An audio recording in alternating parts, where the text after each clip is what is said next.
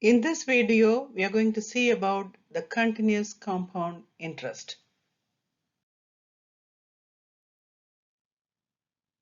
If we increase the compounding frequency, the compounding interest formula A equal to P into 1 plus 1 by x whole raised to x whole raised to RT will be converted into A equals P e raised to RT, because in the limiting case, when this x increases, the compounding period m increases, this x also increase, and when x increases, or when the limiting case, this whole thing within the parenthesis becomes an exponential e, which is a rational number 2.7183. This can be explained using algebra. So limit extending to a infinity of a will be p e raised to rt. In other words, if we have P equal to 1000, R is equal to 0.08, T as 5, we can easily calculate the value for A if we are compounding this frequently. Instead of monthly, quarterly, daily, if we are doing it with a frequency n tending to infinity, then you may get a value which is almost the same as the compounded for daily. Let us try to compute the growth rate when it is annually computed. Solving the compound interest formula or the continuous compound interest formula for R enables us to determine the rate of growth of an investment. So let us take this example here. The chart shows the growth of 10,000 of the mutual fund along with the Russell index.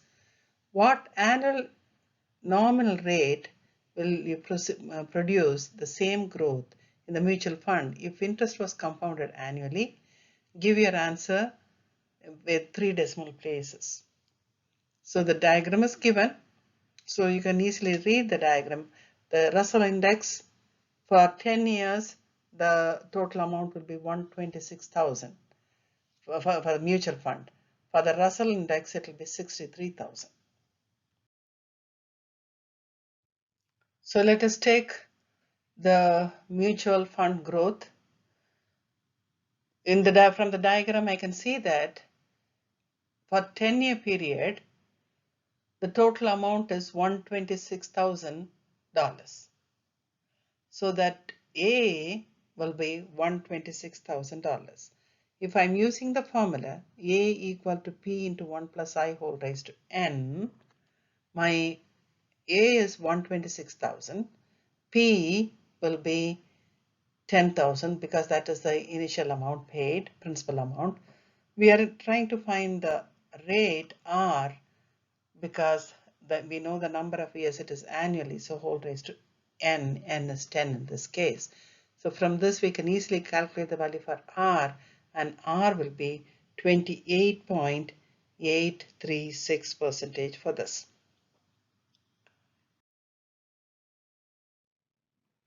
The same way, if we are trying to find the growth rate for the continuous compounding for the Russell index, then in our diagram it looks like for the 10-year period, the initial amount is 10,000. The total amount what they got is 63,000. So your A will be 63,000, P is 10,000, your N is 10 because you are trying to calculate this annually. N is 10. So the same way like in our previous case, we can calculate the value for R.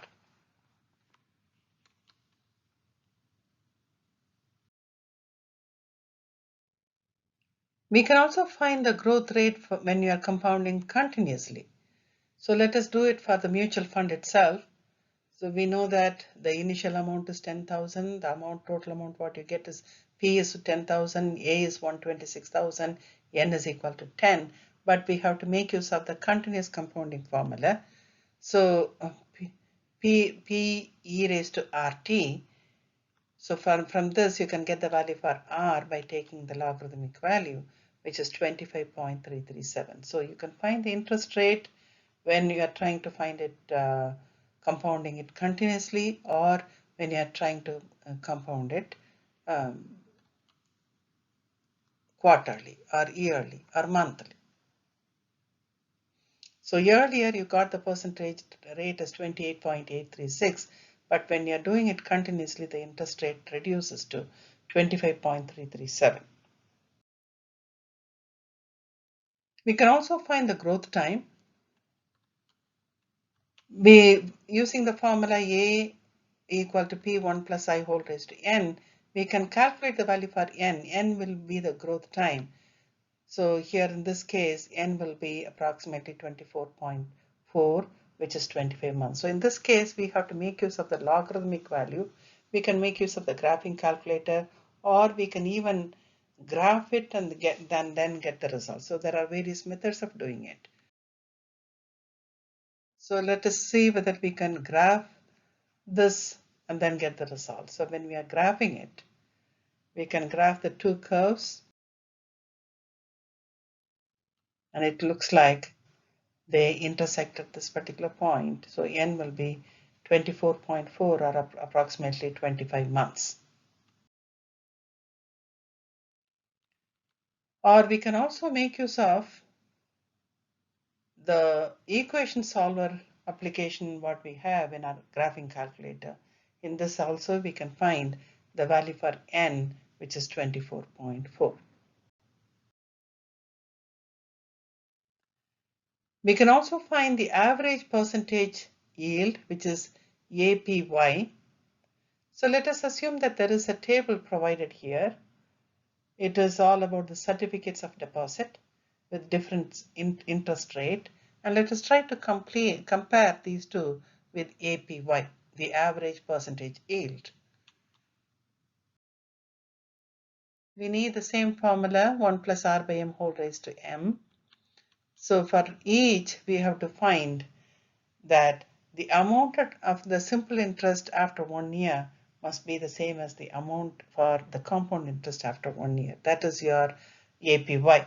The annual percentage yield is nothing but the simple interest rate that will produce the same amount A in 1 year is called the annual percentage yield. So we need to get the result such that the amount of simple interest after 1 year is the same as the amount of compound interest after 1 year.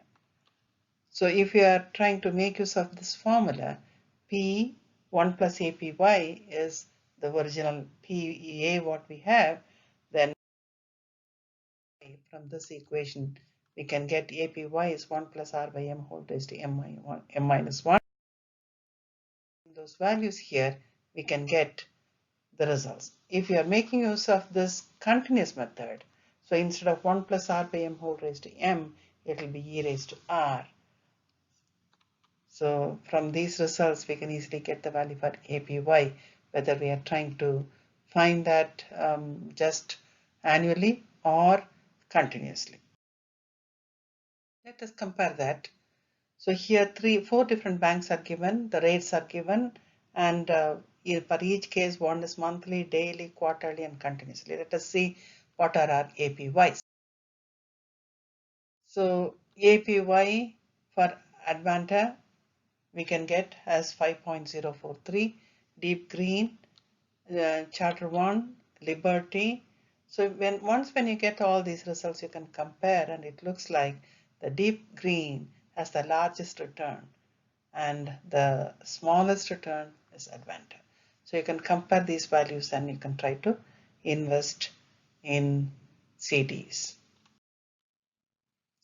This video helped us to understand what is a continuous compound interest and how we can compare the final amount when you are investing in different levels, whether it is continuous or compounded annually, or whether you are trying to find the APY, you know how to do.